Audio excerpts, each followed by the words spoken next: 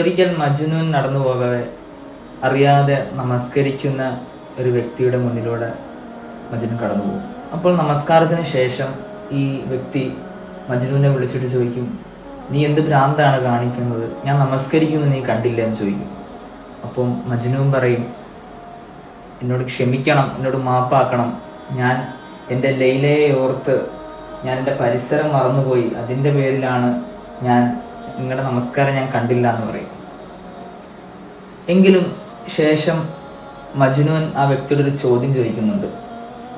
ഞാൻ എൻ്റെ ലൈലയുടെ കാര്യം ഓർത്ത് എൻ്റെ പരിസരം ഞാൻ മറന്നു പോയിട്ടുണ്ടെങ്കിൽ എന്തുകൊണ്ട് നിങ്ങളുടെ സൃഷ്ടാവായ അള്ളാഹുവിനോട് സംഭാഷണം നടത്തുമ്പോൾ നിങ്ങൾ നിങ്ങളുടെ പരിസരം മറന്നു പോകുന്നില്ല എന്നൊരു ചോദ്യം മജ്നൂൻ ആ വ്യക്തിയോട് ചോദിക്കുന്നുണ്ട്.